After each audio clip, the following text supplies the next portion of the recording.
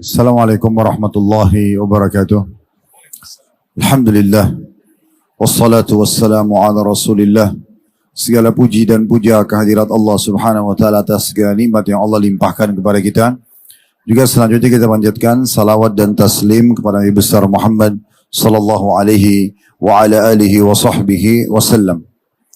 Semoga penyelenggara, seluruh tenan-tenan dan semua jemaah yang hadir serta juga yang mengikuti acara ini secara online di media kami dipenuhi hajat-hajat dunia akhiratnya, diikhlaskan niatnya, diampuni dosa-dosanya dan diangkat derajatnya, dan sebagaimana Allah satukan dalam majlis ini, semoga Allah satukan juga kita di surga Firdaus tanpa hisab. Dan saya mengajak, ini lepas asar hari Jumat adalah waktu mustajab doa. Kita sama-sama berdoa agar negara kita dijaga ketentraman, kedamaiannya. Kita tahu di hari-hari ini lagi ada masalah genting yang sedang terjadi antara masyarakat dengan anggota dewan kita. Semoga Allah memberikan jalan keluar terbaik. Allah hindari semua anarkis, perbuatan-perbuatan yang bisa mengganggu stabilitas negara, dan juga Allah subhanahu wa ta'ala menyelamatkan negara kita dari semua tipu daya, dari orang-orang yang menginginkan kerusakan. Dan siapapun yang menginginkan keburukan bagi negara kita, bagi agama kita, bagi keluarga dan individu kita, semoga Allah kembalikan tipu daya mereka kepada diri mereka sendiri. Allahumma amin. Baik teman-teman sekalian, kalau yang ditanya tadi tentang masalah sakinah, yang memiliki makna sangat luas. Ketenangan jiwa, ketentraman hati, kedamaian, semua itu masuk dalam makna sakinah. Dan memang Allah subhanahu wa ta'ala mensyariatkan pernikahan dengan tujuan meraih sakinah. Caranya agar kita bisa sakinah, ya harus mengikuti panduan dari Allah subhanahu wa ta'ala. Tidak akan mungkin kita mendapatkan ketenterangan jiwa, kedamaian, kecuali mengikuti apa yang telah Allah syariatkan. Kalau kita berjalan semau kita sendiri, sebagai contoh misalnya ada banyak orang memulai rumah tangganya dengan kemaksiatan kepada Allah. Mereka pacaran, bergaul bebas, sebelum akad nikah yang merupakan ibadah suci untuk melanjutkan estafet keturunan manusia yang suci, yang biasa dikenal dengan anak halal, keturunan yang halal, dan menghindari keturunan yang haram dan pelanggaran-pelanggaran agama, maka tentu saja dia sudah merusak makna sakinah itu sendiri. Orang yang memulai rumah tangganya dengan pelanggaran agama berarti dia sudah menghilangkan pembukaan atau pondasi dasar sakinah itu. Banyak orang tidak sadar ketentraman dan kebahagiaan rumah tangganya tidak dia dapatkan karena maksiat yang dia lakukan dari sebelum menikah. Dipastikan itu sebabnya. Karena dosa dan maksiat itu bahasa kita adalah pelanggaran. Dan semua pelanggaran sangat dekat dengan konsekuensi hukuman. Hukumannya hilangnya ketentraman jiwa. Semua ahli maksiat pasti gelisah. Tidak ada ahli maksiat itu yang tentram. Orang kalau mau berzina di hotel, pasti dia gelisah. Orang kalau mau mencuri, pasti gelisah. Orang kalau mau menipu atau membunuh atau apa saja, pelanggaran-pelanggaran dalam agama pasti akan dimulai dengan kegelisahan. Berarti kan dia menghilangkan ketentraman jiwanya. Tapi orang sebaliknya kalau tidak melakukan pelanggaran agama, hatinya akan lapang, hidupnya akan tenang.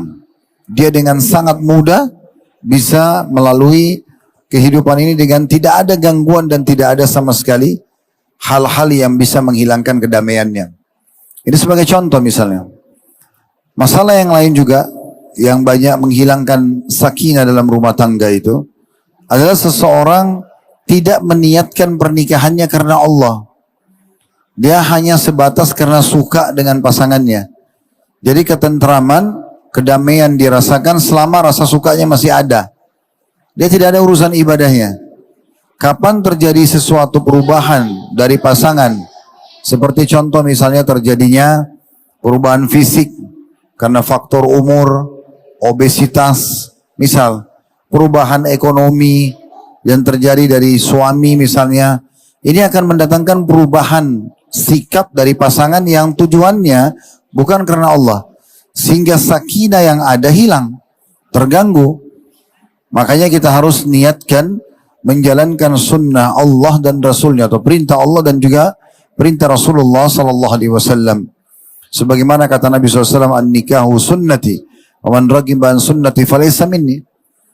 Nikah adalah sunnahku, siapa yang menolak sunnahku, masuk dalam maknanya adalah menikah niat bukan karena perintah yang aku telah perintahkan, bukan karena Allah, maka bukan dari golonganku.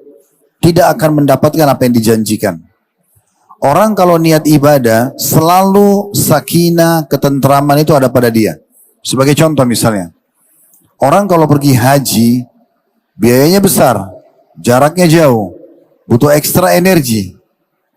Pesawat saja dari Jakarta ke Jeddah, 9 jam kalau yang direct. Perjalanan dari Jeddah dengan proses imigrasi sampai ke Mekah, tidak kurang antara 2 sampai 3 jam. Belum lagi untuk melaksanakan rangkaian ibadahnya. Umroh itu sekarang mungkin paling cepat, ya, itu sekitar 3 sampai 4 jam. Kalau kredit bisa lebih dari itu. Artinya butuh biaya yang besar, butuh ekstra waktu, butuh ekstra energi, butuh ekstra sabar gitu ya. Kalau orang niatnya haji bukan karena ibadah, dia kalau pulang haji, sedikit saja duka dia temukan. Misal ada yang dijanjikan oleh travel dari jenis makanan dia tidak dapat, atau telat busnya, maka dia akan gerutu. Dan dia akan mengatakan, saya tidak mau haji lagi. Cukuplah sekali. Tapi kalau orang niatnya ibadah, semua suka dukanya akan indah bagi dia. Dukanya pun bagi dia adalah penyebab bertambahnya pahala. Nah itu kalau diniatkan ibadah. Nah rumah tangga seperti itu. Kalau diniatkan ibadah, kekurangan apapun yang muncul dari pasangan kita akan membuat kita menunggangi itu supaya menjadi ajang pahala buat kita. Makanya kata Nabi SAW, janganlah seorang mukmin laki-laki membenci istrinya yang mukminah perempuan, karena kalau dia tidak suka satu sikap atau karakternya, dia bisa ridho dengan sikap dan karakter yang lain.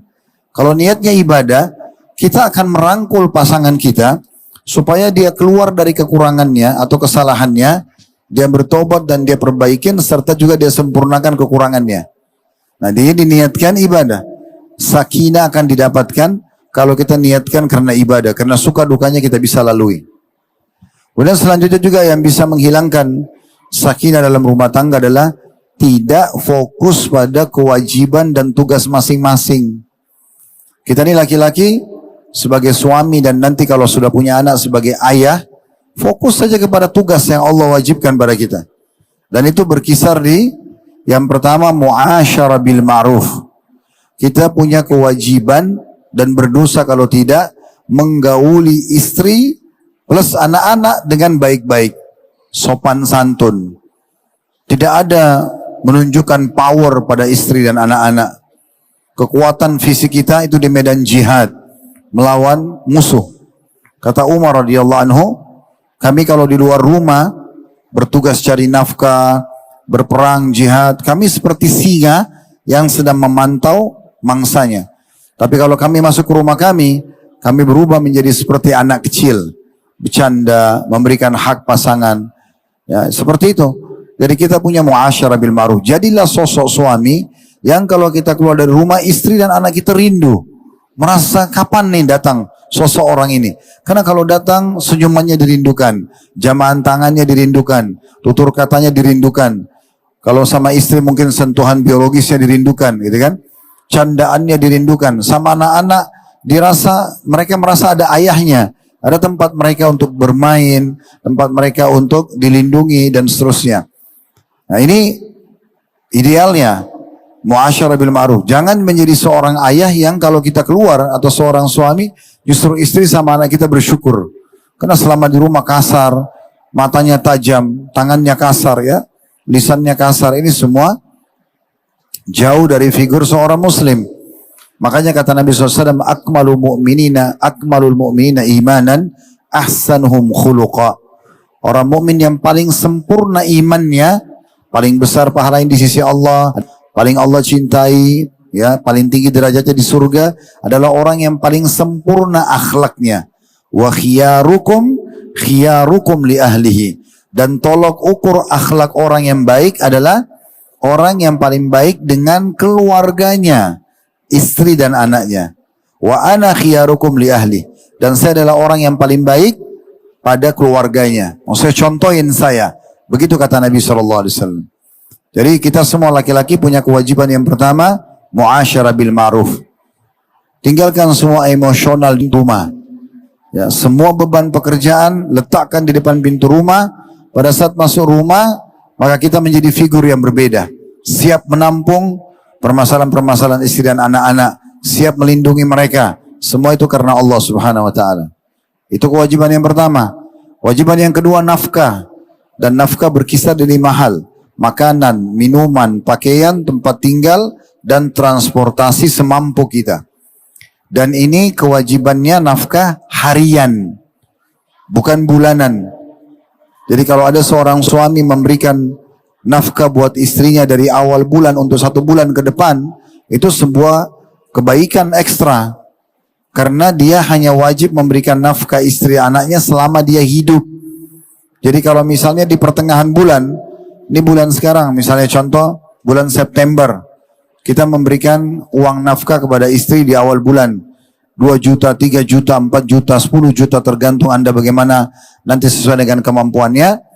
Maka kita sudah mendapatkan pahala. Sebenarnya kewajiban kita per hari di mana kita hidup. Tapi kalau kita berikan 1 bulan, di pertengahan bulan ajal kita datang meninggal, maka ada 2 minggu ekstra pahala kita dapatkan dari uang yang kita berikan. Tapi ini dasarnya harus diperhatikan. Kata Nabi SAW, "Kafa limari ithman an yudayya man yaqutuh." Sungguh sangat berat siksaannya bagi seseorang yang membengkalaikan apa yang telah diwajibkan untuk dia nafkahi. Jadi nggak boleh kita tidak peduli. Makan apa yang kita berikan makan istri anak, apa yang kita makan. Kita memberikan pakaian yang layak. Kita memberikan tempat tinggal yang layak. Transportasi yang layak sesuai kemampuan kita. Kalau kita hanya mampu kos-kosan, ya sudah. Kita bisa tingkatkan ke kontrakan, alhamdulillah. Bisa beli walaupun tipe kecil lebih bagus. Makin banyak kita berikan kepada istri dan anak kita, maka makin besar pahala di sisi Allah Subhanahu wa ta'ala. Dalam sebuah hadis riwayat Muslim, kata Nabi SAW, dinar yang kau keluarkan untuk jihad, dinar yang kau keluarkan untuk fakir miskin, dinar yang kau keluarkan untuk bebasin budak, dan dinar yang kau keluarkan untuk keluargamu, maka yang terakhir ini untuk keluarga jauh lebih besar pahalanya. Jadi yang kedua, nafkah. Yang ketiga, kewajiban suami adalah memenuhi kebutuhan biologis istrinya. Definisi pernikahan adalah al-wata', biologis. Maka kita harusnya menggauli istri, memberikan hak, walaupun dalam kondisi kita lagi tidak fit atau tidak mood gitu ya. Karena seseorang datang ke Imam Ahmad mengatakan, "Wahai Imam, bagaimana kalau seseorang di antara kami, dia tidak punya mood, lagi tidak nyaman sama istrinya, lalu istrinya kelihatan sudah dandan dan sepertinya mau interaksi biologis. Apakah tetap bisa dapat pahala kalau dia menggaulinya?" Kata Imam Ahmad, iya, dia bisa niatkan untuk memberikan haknya sebagai istri, sehingga ada pahalanya, berarti kewajiban dia sebagai suami, dan juga dia bisa niat untuk mendapatkan keturunan yang baik. Dan menggauli istri, pahalanya, besarnya, sama dengan kadar besarnya kalau dosa zina. Sebagaimana Nabi SAW bersabda kepada para sahabat, di kemaluan kalian ada pahala yang sangat besar. Kata para sahabat, ya Rasulullah, apakah seseorang di antara kami menggauli istrinya? Dia biologis, dia sudah dapat kenikmatan, dia dapat pahala? Maka kata Nabi SAW, apakah kalau kalian letakkan pada yang haram, zina, dapat dosa nggak? Kan zina dosa besar. Maka begitu juga kalau kalian letakkan pada yang halal. Yang keempat, pendidikan. Ajarkan pendidikan-pendidikan agama pada istri. Salatnya, nutup auratnya, membaca Al-Qur'annya. Berikan keleluasan. Kalau kita bisa ajar, alhamdulillah. Kita tidak bisa, biarkan dia ikutin halaqah-halaqah Quran, kajian-kajian, supaya dia belajar. Terutama berhubungan dengan hukum-hukum wanita. Hukum haid, hukum nifas, ya, hukum menyusui, hak-hak suami, yang merupakan kewajiban dia sebagai istri. Bagaimana tugas dia sebagai ibu kalau nanti punya anak. Hal-hal pendidikan anak, ya. Semua ini diajarkan atau kita biarkan dia belajar. Yang terakhir, yang kelima, kewajiban suami adalah perlindungan. Wajib kita menjaga dan melindungi istri dan anak kita. Bahkan kalau ada seseorang di antara kita wafat, meninggal karena membela keluarganya, maka dia mati syahid. Sebagaimana sabda Nabi SAW, orang yang meninggal karena membela dirinya, nama baiknya, membela hartanya, membela keluarganya, maka dia dihitung mati syahid. Ini yang bisa membawa pada sakinah. Kalau kita fokus pada kewajiban kita. Yang mengganggu sakinah lawannya, kita bengkalaikan. Kasar. Hilanglah kewajiban yang pertama, muasyarah bil ma'ruf. Menggauli istri dengan baik. Tidak peduli dengan nafkah. Berapa banyak istri yang mengeluh dan mengajukan perceraian, khulu di pengadilan, ya, mengadukan cerai kepada pemerintah karena nafkahnya tidak dikasih. Kadang-kadang suaminya hanya karena malas, pengangguran, gak mau kerja, atau ada uang perhitungan, pelit, gak bisa. Ya, ingat, pelit itu bagian dari dosa besar, bukan cuma sifat atau karakter yang buruk ya, tapi dosa. Imam Az-Zahabi rahimahullah masukkan dalam kategori dosa besar, pelit itu sendiri. Dan terlalu banyak ancaman dalam Al-Quran dan juga hadis-hadis Nabi SAW tentang masalah bakhil atau pelit ini. Dan tidak akan mungkin muncul sakinah dan juga cinta dan kasih sayang antara suami istri selama masih perhitungan. Tapi kalau seseorang itu royal, pasti loyalitasnya orang muncul. Nah itu. Jadi ini. Begitu juga dengan istri. Dia kalau mau sakinahnya ada dalam rumah tangganya, dia jalankan tugas dan kewajibannya. Ya. Tugas dan kewajiban istri berkisar di 4 poin. Kalau tadi suami 5. Yang pertama, harus taat dan mencari ridho suaminya. Sebagaimana sabda Nabi SAW, istri manapun yang membuat suaminya murka, marah, maka Allah yang di langit sana juga marah padanya sampai dia buat suaminya ridho. Dalam riwayat yang lain, istri manapun yang menjaga sholat 5 waktunya, puasa Ramadannya, dan melayani suami dengan baik, kecuali pada saat meninggal dia boleh pilih dari 8 pintu surga yang mana dia mau masuk. Jadi memang ini penting sekali. Dan dalam riwayat lain, istri manapun yang wafat sementara suaminya ridho, merasa kehilangan karena selama hidup selalu mau berbuat baik dan berbakti pada suaminya, maka dia akan masuk ke dalam surga. Kewajiban yang kedua, istri yang merupakan hak suami yang harus dijaga supaya sakinahnya bertahan ada dalam rumah tangga, dirasakan ketentraman, yaitu melayani kebutuhan biologisnya. Sama dengan tadi, ya, istri, sama dengan tadi suami memenuhi kebutuhan istri. Tetapi di sini istri punya tugas lebih ekstra. Karena laki-laki itu, untuk akhwat kita di belakang sana mungkin yang mendengarkan, mereka dibebankan oleh Allah Subhanahu wa taala sperma. Sperma itu sifatnya panas. Biasanya yang mengundang emosional itu karena sperma gitu ya. Jadi kalau terlampiaskan maka itu akan membuat jauh lebih tenang rumah tangga itu. Makanya tadi saya katakan definisi pernikahan dalam Islam atau an-nikah itu salah satu maknanya adalah al-wata', hubungan biologis. Dan kata Nabi SAW, istri manapun yang sedang ada di corong asap rumahnya, kalau dipanggil oleh suaminya, maka dia segera menjawabnya. Maka dia segera menjawabnya. Seorang wanita datang kepada Aisyah mengatakan, wahai ummul mukminin, bagaimana kalau kami lagi tidak mood? Tadi kalau suami pertanyaan ke Imam Ahmad. Kalau ini perempuan nanya kepada Aisyah dalam sebuah riwayat, bagaimana kalau kami sedang tidak mood, ngambek sama suami? Lalu suami minta dilayani biologis. Apakah kami berdosa kalau kami menolaknya? Kata Aisyah, iya. Bahkan seseorang di antara kalian kalau sudah ada di atas tunggangannya, di atas untanya, dan ternyata istri suaminya panggil, maka dia wajib melayaninya. Dia wajib melayaninya. Bahkan Aisyah mengatakan, radhiyallahu anha, kami, para istri Nabi maksudnya, kalau ingin digauli oleh Rasulullah SAW sementara sedang haid, maka beliau menyuruh mengeraskan ikatan kain di keluarnya darah, kemudian beliau menggauli kami. Yang keempat, tidak boleh berpuasa sunnah sementara suami ada di rumah kecuali dengan izinnya.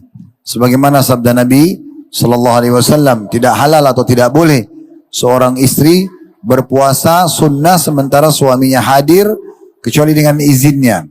Jadi kalau suami misalnya istri biasa puasa Senin atau hari Kamis, bertepatan salah satu dari 2 hari ini suami lagi cuti dan dia mau puasa, dia harus izin dulu. Kalau suaminya izinkan maka dia puasa, kalau tidak maka dia tidak puasa. Nah ini kewajiban dia. Dan kalau dia sedang puasa sunnah, suaminya minta dibatalkan, maka dia wajib membatalkannya. Tapi puasa sunnah. Yang terakhir, yang keempat adalah tidak boleh keluar rumah kecuali dengan izinnya. Tidak boleh memasukkan tamu siapapun di rumah kecuali dengan izinnya. Sebagaimana kata Nabi SAW, hak kalian dari istri kalian adalah mereka tidak boleh memasukkan siapapun di rumah kalian kecuali yang kalian ridhoi, atau memasukkan yang kalian tidak sukai. Itu juga dalam hadis yang lain, istri manapun yang keluar rumah tanpa izin suaminya maka dilaknat sampai kembali. Dan ini penyebabnya, gitu kan? Sakinah. Jadi yang pertama, dia membangun rumah tangga di asas kemaksiatan. Tadi ya, berzina sebelum nikah, ini menghilang sakinah. Kemudian yang kedua, dia nikah bukan karena niat ibadah, karena hanya suka. Sakinahnya datang kalau rasa suka masih ada. Kapan ada penyebab hilangnya itu karena faktor umur, obesitas, bangkrutnya usaha dan segala macam, ini akan merusak sakinahnya. Yang ketiga, tidak fokus pada kewajibannya. Makanya saya bilang tadi kita fokus pada kewajiban.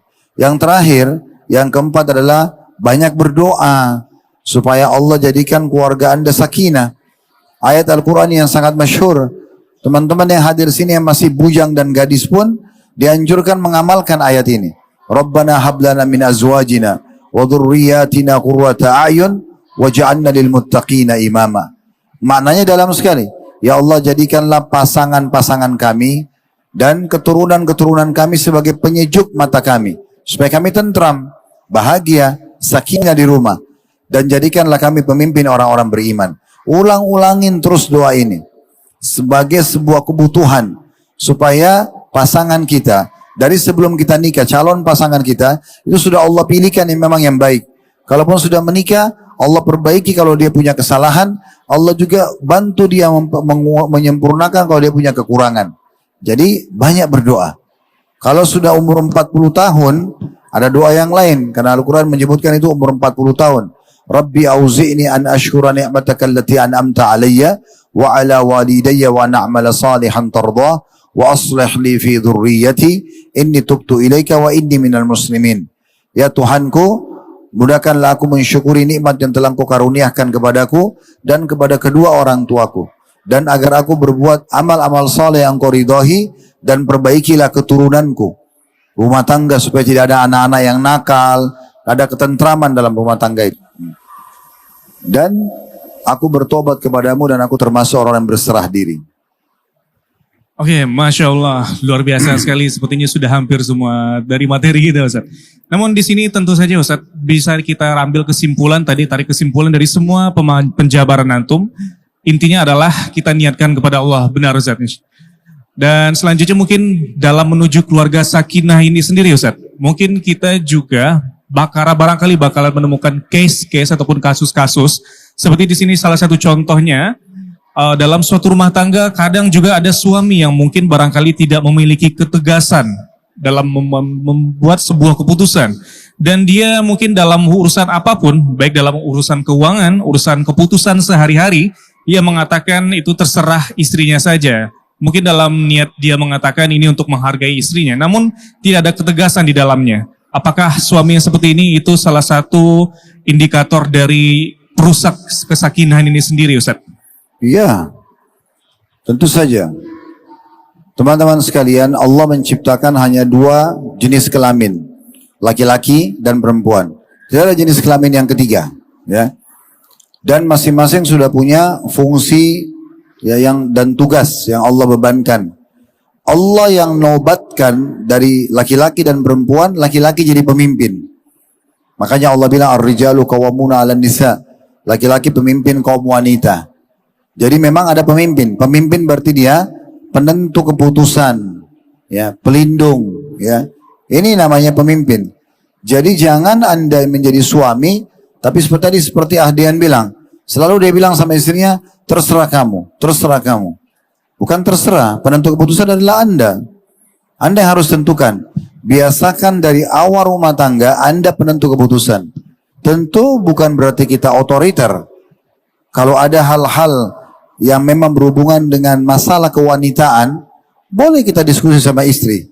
Masalah masakan, masalah menata rumah, gitu ya. Tapi kalau keputusan untuk pergi, keluar rumah, berangkat atau tidak berangkat umroh atau haji, nggak ada urusannya ini. Ya.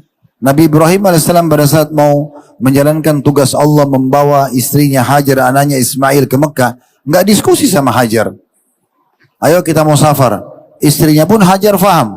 Ini suami wajib patuh, udah tinggal jalan. Makanya waktu ditinggal di Mekah, Ibrahim alaihissalam mau kembali ke negeri Syam, Hajar ikutin. Lalu Hajar mengatakan, ayah Ibrahim, atatrukna hahuna, ya, biwadin ghairi dhi zara'.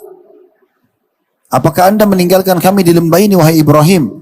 Saya dan anakku tidak ada kehidupan. Allah gambarkan dalam Al-Quran, wayadin ghairi dhi zara'. Lembah tidak ada tumbuhan hidup. Apalagi ya tumbuhan tidak ada tumbuhan kering. Apalagi tumbuhan hidup. Enggak ada manusia, enggak ada hewan. Ibrahim tetap jalan. Hajar ulangi lagi, wahai Ibrahim, kau tinggalkan kami di lembah, tidak ada kehidupan seperti ini. Ibrahim tetap jalan. Sudah 3 kali lalu Hajar mendapatkan ilham dari Allah SWT, lalu dia mengatakan, Allahu amaraka bihada.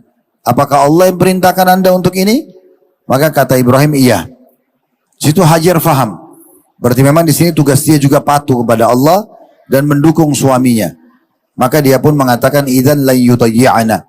Kalau begitu, Allah tidak akan menyia-nyiakan kami. Tapi Ibrahim tidak diskusi di sini. Ada hal-hal yang antum tidak butuh diskusi, gitu kan? Tidak usah bebankan lagi istri, karena memang mereka sudah ada beban-beban tugasnya. Mengurus rumah setiap hari, karena semua rumah itu, setiap jengkar rumah yang antum siapkan, anda siapkan sebagai suami, tanggung jawab istri.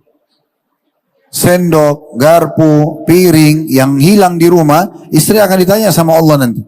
Suaminya belikan, dia harus jaga itu.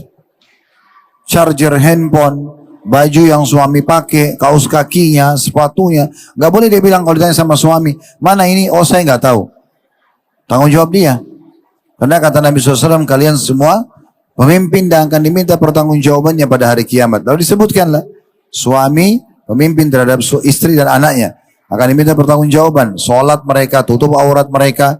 Tadi sudah kita sebutkan di dalam masalah pendidikan yang merupakan kewajiban suami. Dan si istri pun pemimpin terhadap harta dan anak suaminya. Harta ini, uang yang dititipkan di rumah, tempat tinggal, kasur, spray, semuanya ini tanggung jawab dia.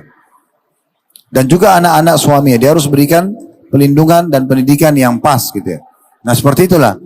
Makanya kita kembali kepada panduan syariat yang benar, baru bisa gitu. Ya. Oke, lalu juga ada Ustaz, itu suami yang mungkin tidak ada rasa cemburu Ustaz. Bahkan tidak ada kepedulian terhadap keluarganya. Baik itu jika anak istrinya tidak menggunakan hijab, tidak menutup aurat, berbuat maksiat, atau mungkin bahkan bertemu dengan lawan-lawan jenis mereka sendiri, itu mereka tidak ada kepedulian dari seorang suami tersebut. Apakah ini juga salah satu bentuk yang merusak dari kesakinan sendiri Ustaz? Iya. Teman-teman sekalian, kita bahas sedikit cemburu ya. Tanda kutip di sini. Walaupun ini temanya lengkap sekali, kami bahas bisa dalam satu pertemuan sesi yang panjang. Bisa sampai 6 sampai 10 jam membahas tentang masalah apa itu cemburu sebenarnya. Cemburu sebuah potensi dalam jiwa kita yang Allah berikan supaya kita merasa orang yang kita kasihi jangan sampai tersakiti misalnya ya. Supaya itu benda yang kita sayang jangan sampai rusak. Nah, gitu ya. Tetapi dalam Islam cemburu ini dikontrol dan diatur. Cemburu hanya boleh kalau terjadi pelanggaran agama saja. Nggak boleh orang cemburu buta. Kalau ada orang cemburu buta, dia akan cemburu sama mertuanya, cemburu sama iparnya, cemburu sama anaknya. Bahkan cemburu buta itu mungkin kalau misal, kalau jalan di sebuah mall, ada sebuah tiang, mungkin istri atau suaminya berdiri di tiang itu, kalau dia cemburu buta tidak terkontrol, dia akan mengatakan kenapa kau berdiri di tiang itu, mungkin kau punya kenangan. Misal, karena cemburu buta. Cemburu buta itu salah ya. Jadi hati-hati, jangan terlalu banyak nonton media yang mengajarkan cemburu-cemburu seperti ini. Selalu cemberut, selalu berantem, dianggap itu bagus. Sedikit-sedikit cemburu karena melihat pasangan, lihat handphone. Ini cemburu buta semua. Cemburu itu hanya boleh kalau terjadi pelanggaran agama. Kalau memang pasangan kita kayak tadi Akhdian bilang, misal dia bergaul bebas sama lawan jenis, ya, suami bebas sama perempuan lawan jenis, istri bebas sama lawan jenisnya laki-laki, misal, itu nggak boleh. Itu harus kita cemburu. Cemburu kita juga bukan karena suka dia secara fisik saja, tapi karena itu pelanggaran agama. Beranjak daripada sikapnya Sa'ad radhiyallahu anhu waktu beliau mendengarkan ada sahabat yang istrinya selingkuh dengan laki-laki lain. Lalu sahabat ini melapor kepada Nabi Muhammad SAW. Lalu kemudian Sa'ad marah. Sa'ad mengatakannya, Rasulullah, kalau terjadi pada keluarga saya, istri saya hukum mati nih. Kenapa dihukum mati? Karena orang yang sudah berumah tangga kalau berzina, hukumnya dirajam. Hukum mati, ya. Kalau dia kepergok. Maka Nabi SAW mengatakan, apakah kalian lihat cemburunya Sa'ad? Ini dibahas cemburu. Lihat gak cemburunya Sa'ad? Cemburu seperti ini boleh. Kenapa? Karena kok sudah dikasih pasangan hidup masih berzina. Kenapa langgar? Allah larang, kenapa dilanggar? Cemburunya karena agama. Jadi, mau hukum mati pasangannya karena Allah memang hukum mati orang yang sudah menikah kalau berzina, kalau kepergok. Dirajam, lempar batu sampai mati kan. Nah, lalu Nabi SAW mengatakan, saya lebih cemburu dari Sa'ad. Saya sudah ajarkan nih, kerjakan 1, 2, 3, 4, 5, sholat, puasa, baca Quran, zikir, berdoa dan seterusnya. Ini ujungnya surga nih. Syaitan membisikkan lawannya, meninggalkan sholat, berbohong dan segala macam. Ini membawa ke neraka. Nabi cemburu kepada kita kalau masih pilih syaitan. Kok dilarang? Jelas-jelas neraka. Kenapa ini dipilih? Kenapa bukan pilih saya yang membawa ke surga? Lalu kata Nabi SAW, Wallahu agyaru minni wa min Sa'ad. Allah lebih cemburu lagi daripada saya dan Sa'ad. Allah ciptakan kita untuk ibadah, untuk sholat, untuk puasa. Ya. Allah sudah sampaikan dalam Al-Quran dan hadis-hadis Nabi-Nya Muhammad SAW, iblis syaitan jangan diikutin. Dia mengajar kalian ke sa'ir, ke neraka. Kenapa masih pilih itu? Kenapa nggak pilih jalan Allah Subhanahu Wa Taala? Jadi cemburu harus dan wajib dikontrol, nggak boleh tidak. Ya, kalau nanti anda menikah atau yang sudah menikah, kalau anda sering kadang-kadang sedikit aja, gitu kan, pasangan kita melakukan satu perbuatan lalu kita langsung main cemburu, seakan-akan mau nunjukin itu bentuk cinta kita, ini keliru, jangan. Misal contoh, ada suami masuk rumah gendong anaknya, lalu istrinya bilang, kok kalau anak diperhatikan kalau aku enggak sih? Loh, ini anaknya siapa? Kan anak kamu juga gitu ya. Cemburunya salah. Ada orang cemburu sama mertuanya. Oh, kalau ibumu kamu perhatikan, misalnya kata istri. Loh, ibunya? Gimana caranya mau dihapus status ibu? Oh, kalau adik kakakmu kamu perhatikan, yang merupakan ipar dia. Nah, bagaimana cara hapus status adik dan kakaknya orang itu? Nggak mungkin. Ini cemburu bukan pada tempatnya. Ya, gitu. Cemburu sekali lagi hanya kalau terjadi pelanggaran agama. Kalau tidak, hilang sakinah itu. Cemburu buta itu merusak sekali. Akhirnya marah-marahan hanya karena cemburu pada hal-hal yang tidak diperlukan. Cemburu pada mertua. Ada banyak istri membuat suami jadi durhaka pada ibunya. Pilih aku atau pilih ibumu. Kalau dia normal, dia pilih ibunya tentunya. Tapi ada laki-laki kadang-kadang kena cinta sama istrinya, dia pilih istrinya. Lebih baik gak ke rumah ibunya daripada istrinya ngambek. Harusnya istri yang salehah, dia menjadi penyebab suaminya bakti sama ibunya. Dia ingatkan, ya sudah 2 hari kita gak ketemu ibu kamu, ya kita pergi yuk. Nah misalnya, ajak sama-sama. Nah itu yang benar gitu kan. Sama juga dengan suami, gak boleh sembarangan cemburu gitu ya. Cemburu buta, semuanya orang dicemburuin. Ya, bahkan ayahnya, mertua dia ya, ayah istrinya, atau saudara istrinya, ini sebenarnya nggak bisa dicemburuin. Karena status ayah mahram, status saudara juga mahram gitu ya. Tapi kalau bergaul bebas selain mahram, nah itu boleh kita cemburu. Cemburunya bukan karena kita suka dia ya, karena agama larang. Supaya cemburu itu bermakna dan ada pahalanya. Ya. Oke, syukur Ustaz. Selanjutnya kita mungkin beranjak ke ibu-ibu Ustaz. Dan ada case juga Ustaz, misalkan suami lagi pulang perjalanan kerja, lagi capek-capek ini nih Ustaz. Di sepanjang perjalanan mungkin dia tergoda oleh mungkin wanita-wanita gitu Ustaz, terlihat atau mungkin wanita-wanita di pekerjaannya, kliennya atau mungkin berbagai macam gitu. Dan setelah itu pada saat dia pulang, dia mencoba untuk mengajak istrinya bermesraan atau mungkin menggaulinya untuk menenangkan syahwat ini. Namun istrinya qadarullah menolak Ustaz. Dan lalu terjadilah mungkin dia melampiaskan ini kepada hal yang berbau maksiat. Ini menurut antum bagaimana Ustaz? Dan juga mungkin apakah ada uzur syar'i sendiri untuk istri dalam menolak suami seperti ini Ustaz? Kita rincikan dulu ini ya. Tangkap nggak pertanyaan ini? Kedengaran nggak? Hah? Ada yang geleng-geleng nggak? Nggak dengar? Dengar nggak? Hah? Senyap sekali ini. Masih hidup? Dengar pertanyaannya nggak? Hah? Ada yang bilang enggak. Jadi tadi yang ditanyakan itu bagaimana menanggapi dan menyikapi kalau ada seorang suami capek bekerja, tapi di tengah jalan dia bertemu atau melihat lawan jenisnya yang bukan istrinya, lalu dia terganggu syahwatnya. Dia pulang ke rumah, pas dia mau gauli istrinya nggak mau, nolak. Kemudian dia akhirnya melampiaskan pada yang haram. Nah gitu. Sudah dengar? Begitu ada syahwat langsung faham, dengar. Jadi kita rincikan dulu ya. Pertama sekali, definisi pernikahan kita kembali dalam Islam, an-nikah itu definisinya al-wata', biologis. Tidak ada rumah tangga dan tidak ada sakinah tanpa biologis. Memang menikah untuk itu. Ya, jadi usahakan selalu ada interaksi biologis. Setiap hari Ustaz, setiap hari kalau bisa, nggak masalah. Ya, tapi niatnya bukan hanya karena syahwat, karena ibadah. Makanya Nabi SAW bilang tadi dalam hadis kita sebutkan, fi bid'i ahadikum sadaqah. Di kemaluan kalian ada sedekah yang besar, ada pahala yang besar. Kata para sahabat, ya Rasulullah, ayati ahaduna ahlu walahu fi ajr. Apakah seseorang di antara kamu yang utusan Allah menggauli istrinya dapat kenikmatan, dia juga dapat pahala? Kata Nabi SAW, ara'aitum law wadatum fil haram alakumul wizr wa kadzalika fil halal. Atau kama qala Nabi SAW. Bukankah kalau kalian letakkan kemaluan kalian pada yang haram, zina, kalian dapat dosa? Maka begitu juga kalau kalian letakkan pada yang halal. Dan Allah memang membuat biologis itu indah. Indah ya.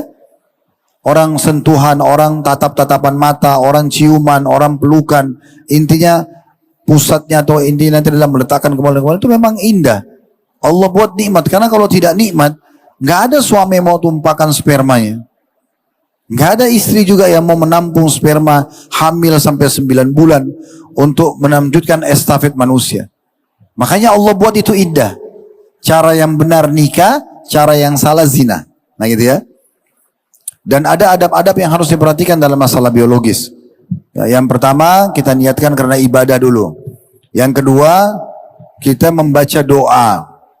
Sebagaimana kata Nabi SAW, kalau seseorang dari kalian ini menggauli istrinya, lalu dia membaca, Allahumma jannibna minasyaitan, wa jannibis syaitani ma razaqtana. Ya Allah, jauhkanlah syaitan dari apa yang kau karuniakan kepada kami. Ya, jauhkanlah kami dari syaitan, dan jauhkan syaitan dari apa yang kau karuniakan untuk kami. Maksudnya kenikmatan biologisnya dan juga anak nanti kalau hamil. Maka kata Nabi SAW, kalau mereka dikaruniai anak, anak itu tidak akan diganggu oleh syaitan selamanya. Yang ketiga, memberikan hak pasangan. Nabi SAW melarang setiap pasangan itu sengaja memberhentikan biologis sebelum pasangannya puas. Begitu hadisnya. Sampai Nabi SAW mengingatkan laki-laki, jangan kalian menarik kemaluan kalian sebelum pasangan kalian selesai dari hajatnya. Memang seperti itu.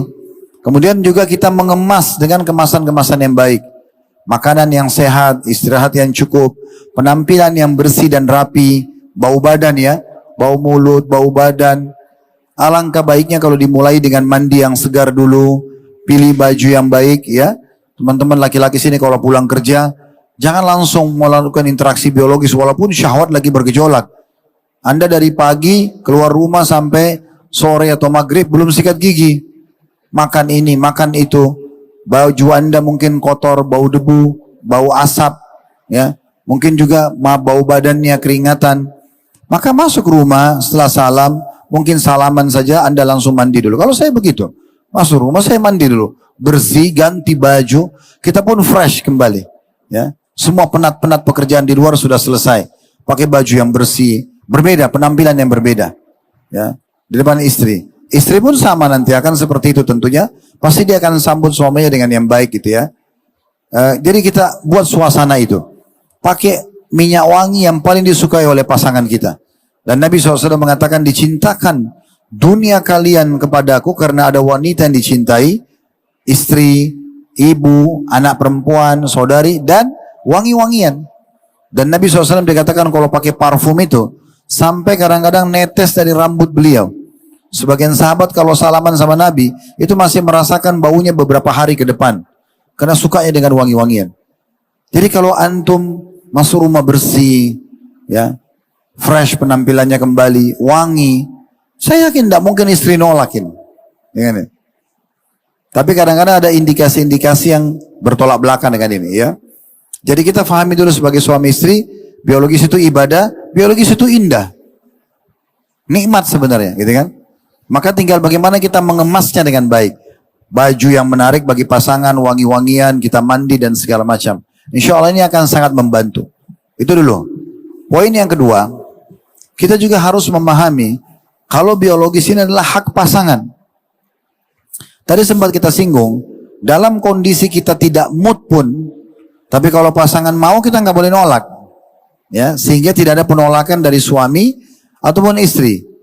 Karena tahu ini hak pasangannya. Dan kalau ada hal-hal yang mengganjal dibahasakan. Nah, sering kali terjadi permasalahan dalam biologis ini karena nggak mau bicara. Bau badan pasangannya dia takut nanti kalau dia sampaikan tersinggung.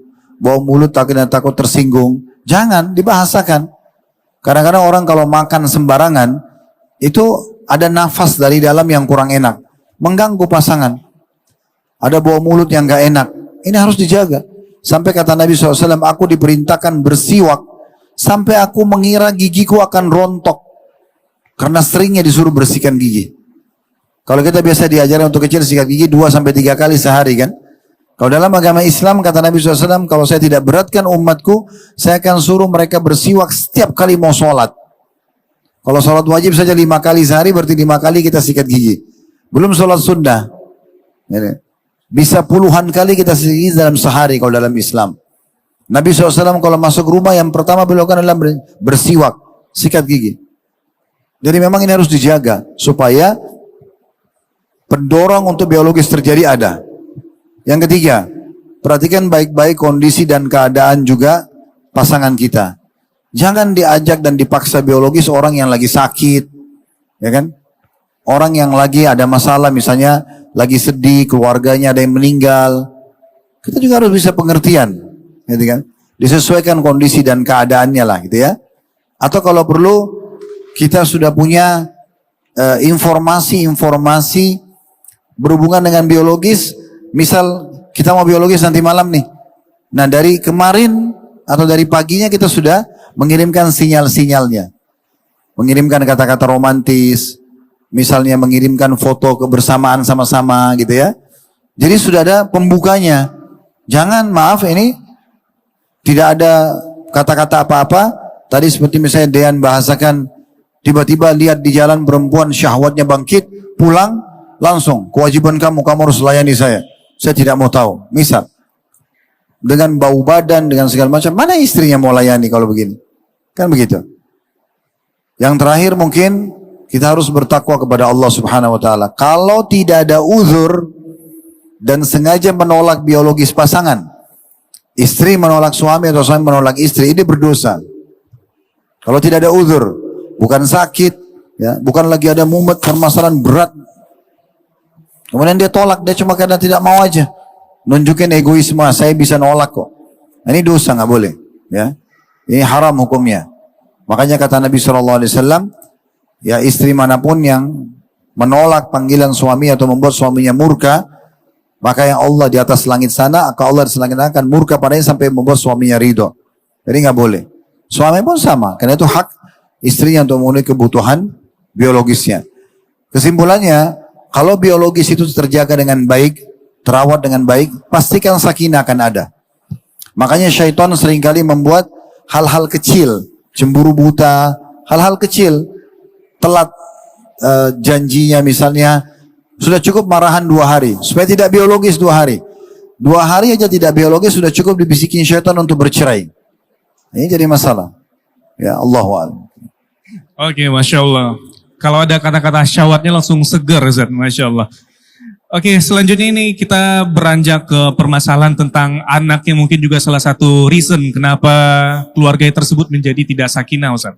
Kadang pada saat kita dalam mengurus anak, mungkin bapak ataupun ibu-ibu sendiri, melihat tingkat anak-anak yang di luar kendali itu kadang juga mulai emosi kita menjadi naik, tidak terkendali, lalu timbullah keinginan untuk memarahinya. Lalu setelah itu timbullah rasa menyesal setelah melihat anak-anak tersebut seperti terluka ataupun luka hatinya ketika setelah kita marahi tersebut, Ustaz. Mungkin pertanyaannya di sini, bagaimana sih kiat dalam menahan amarah ketika kita mengurus anak tersebut, Ustaz? Mungkin bisa antum jabarkan, karena kita pasti mengetahui anak kecil belum mengetahui mana yang benar, mana yang salah, Ustaz. Tafadhol, Ustaz. Masalah anak, teman-teman sekalian, boleh nggak orang tua marah sama anaknya? Boleh. Ya, tapi disesuaikan kondisi dan keadaannya. Di 7 tahun pertama atau 9 tahun pertama, itu biasanya masa-masa memang mereka belajar. Dan banyak kesalahannya. Jatuh, pecahin barang, itu umur ini memang umurnya gitu. Makanya Nabi SAW mengatakan, ajarkan anak kalian sholat di umur 7 tahun. Pukul mereka kapan? Di umur 10 tahun. Berarti di bawah 10 tahun itu belum boleh dipukul gitu ya. Karena memang ini masa mereka belajar. Dirangkul dengan kasih sayang. Diingatkan dengan baik-baik gitu ya. Nah seperti itulah. Baik, kita sekarang coba susun dulu supaya lebih sistematis. Yang pertama teman-teman sekalian,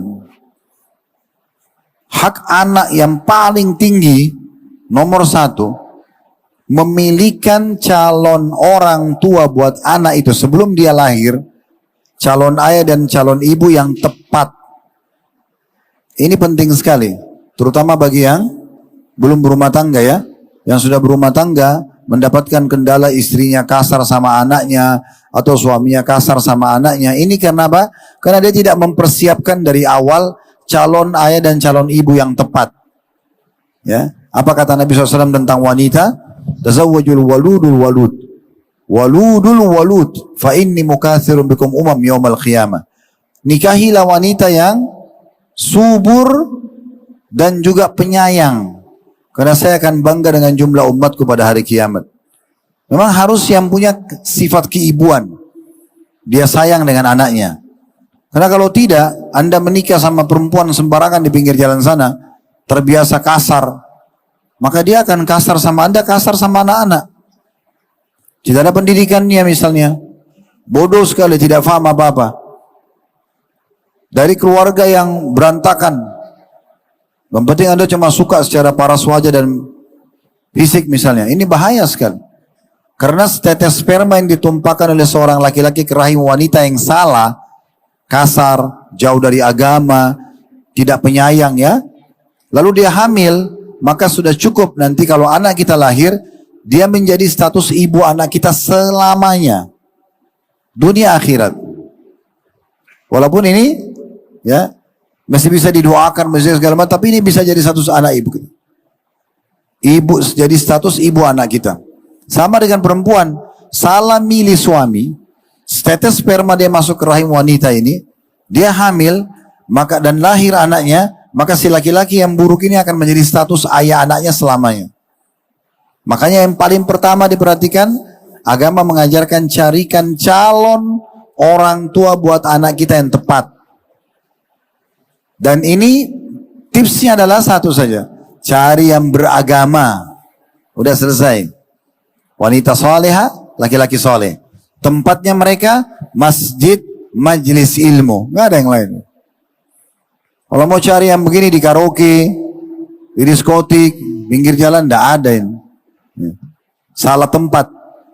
Ada orang kadang-kadang mau jadi pahlawan kesiangan, gitu.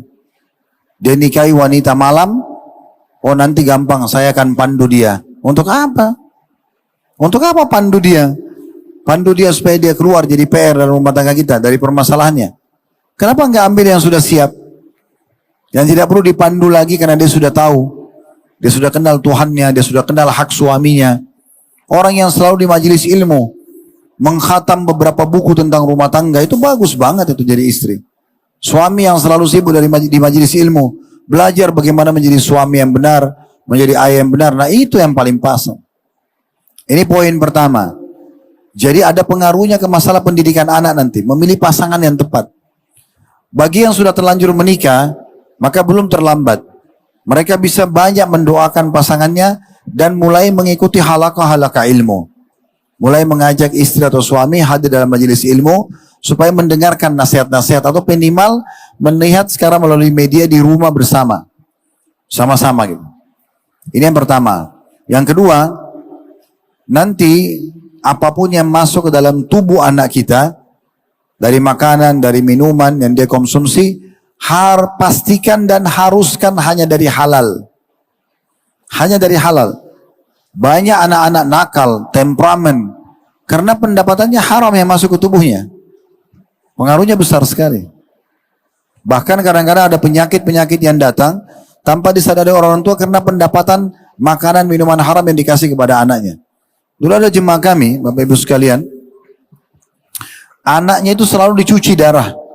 Biayanya besar sekali. Kebetulan mereka berdua suami istri umroh bersama kami. Setelah saya tanya, ternyata dua-duanya pendapatannya dari harta haram.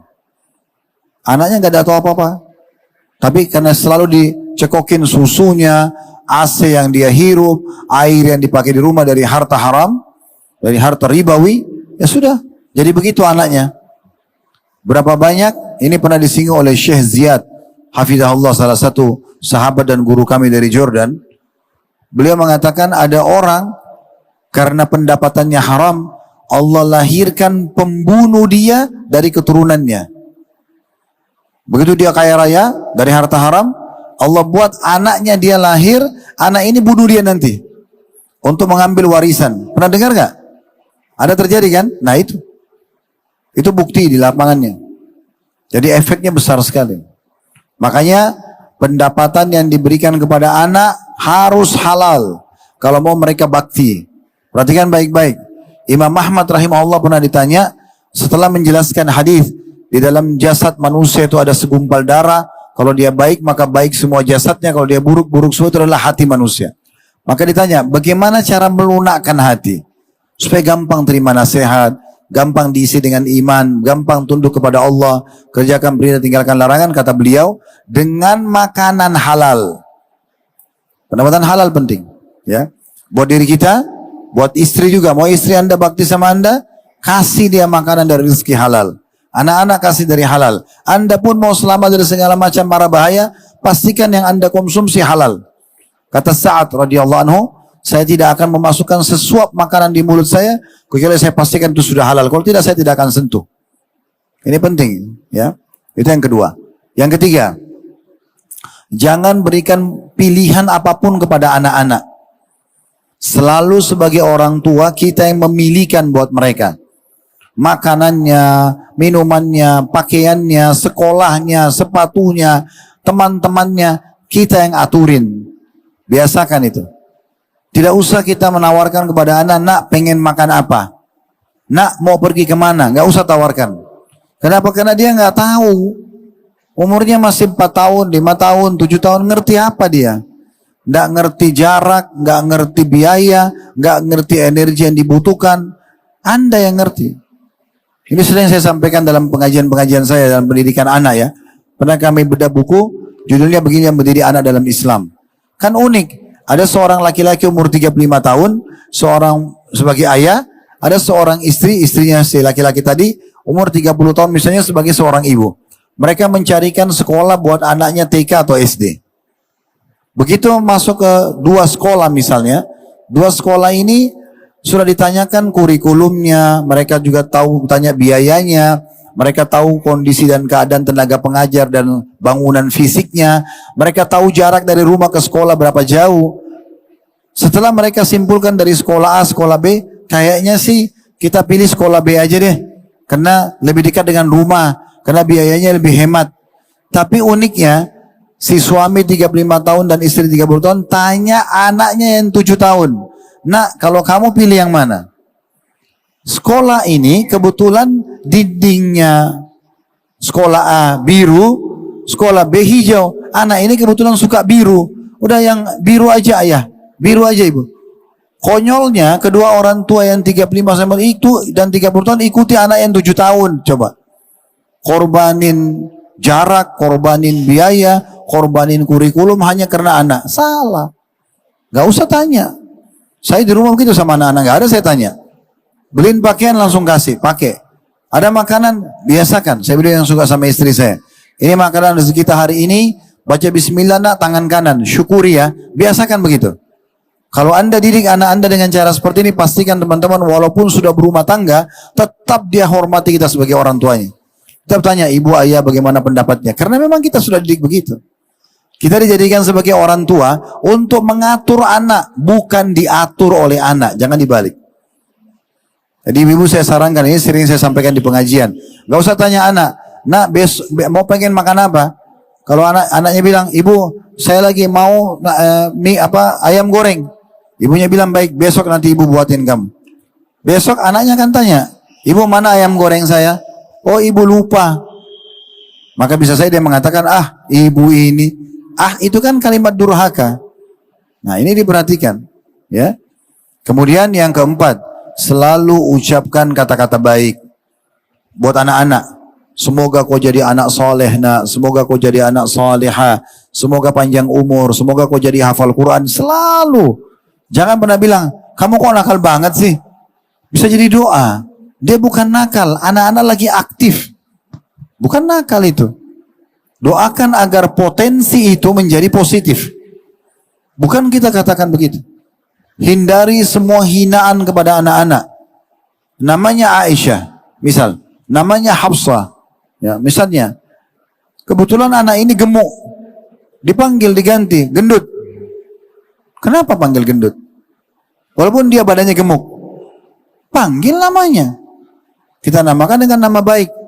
Kata Nabi SAW, jangan kalian doakan keburukan buat diri kalian, keluarga kalian, dan juga anak kalian dan harta kalian, yang bisa saja Allah subhanahu malaikat datang mengaminkan dan terjadilah.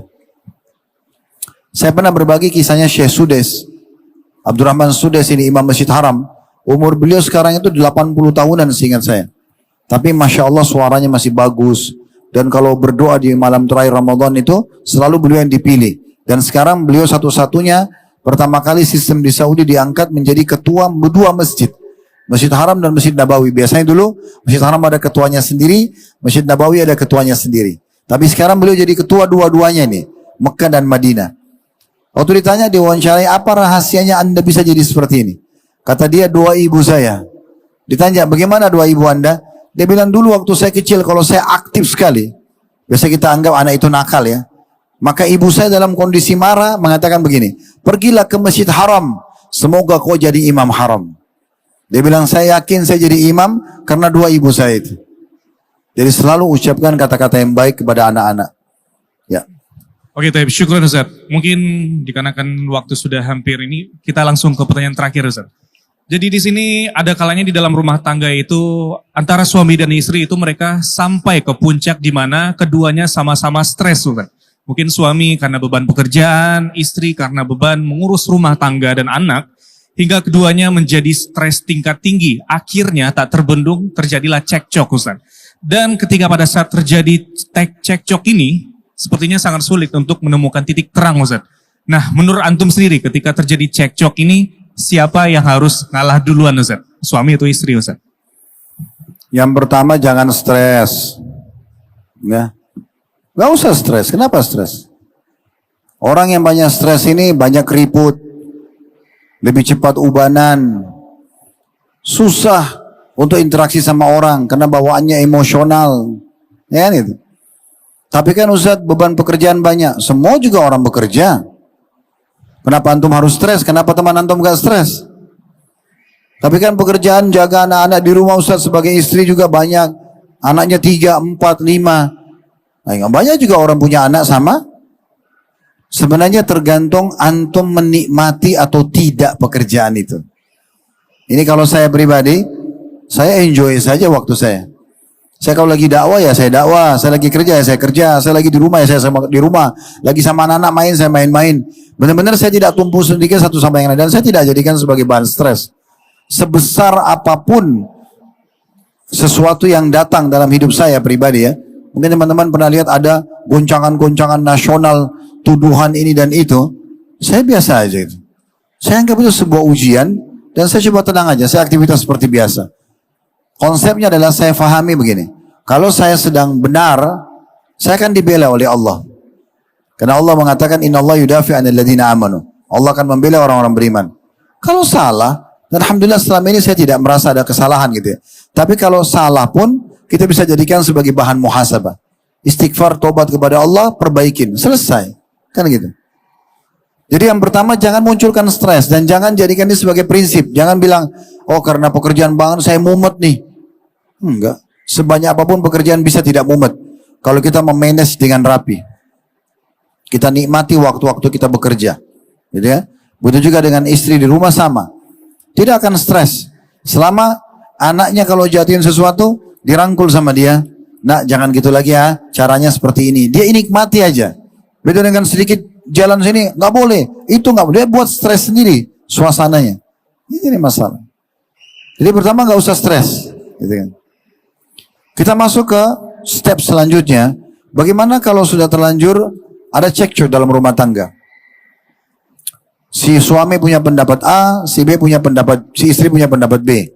Bagaimana caranya? Caranya ada dua. Tipsnya. Yang pertama, kalau sedang ada konflik ya dalam rumah tangga, kembalikan kepada Islam, kembalikan kepada agama. Yang menilai siapa benar, siapa salah, bukan saya, bukan istri. Islam. Yuk kita duduk yuk, kita kembalikan. Permasalahan kita kan ini.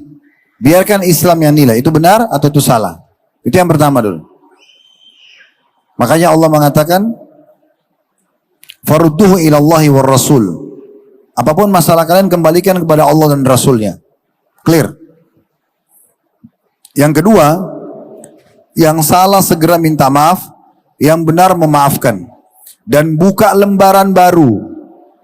Selesai. Tidak ada manusia sempurna, pasti ada kesalahan.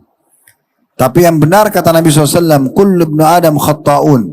Semua anak Adam pasti buat salah. Wa khairu khatta'ina tawwabun. Tapi sebaik-baik orang yang buat salah adalah yang segera memperbaiki. Taubat. Makanya yang salah, maaf ya saya salah. Saya coba perbaikin, bantu saya ya. Nah yang benar jangan egois. Oh iya, baik kita sama-sama saling baikan yuk. Buka lembaran baru lagi. Begitu seterusnya. Ya. Dan jangan pernah menyimpan apapun yang pernah menjadi pemicu konflik. Misalnya isi WA. Pernah ribut tuh berantem. Ribut-ributan. Kalau pasangan sudah mulai digoda syaitan WA macam-macam, jangan direspon. Jangan respon. Jadi kalau dia bilang, kok saya WA kamu nggak jawab, untuk apa kita ribut? Kalau bicara baik-baik saya layanin. Tapi kalau ribut nggak, kita tutup pintu syaitan di situ.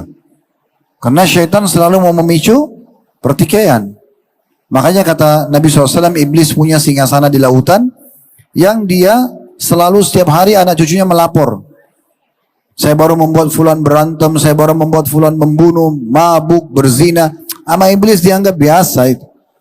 Nanti ada yang bilang, saya baru ceraikan suami istri. Kata iblis, nah kamu jagoannya. Jadi target utamanya itu ribut memang, konflik.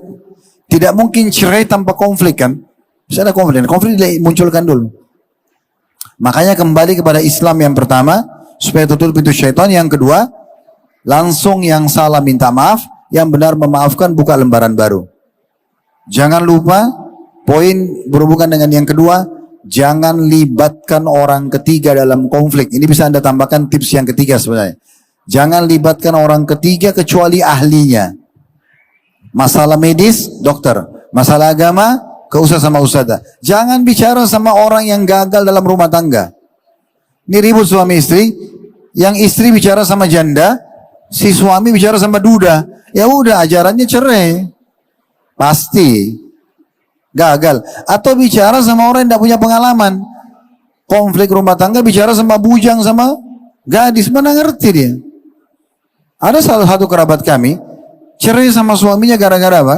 Hampir setiap ada masalah bicara sama adiknya masih gadis. Saya nggak ngerti apa-apa.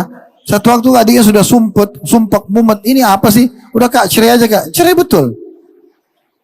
Karena bukan ahlinya kan gitu. Jangan. Bicara sama ahlinya. Dan ingat, bicara sama ahlinya pun hanya konsultasi. Bukan curhat.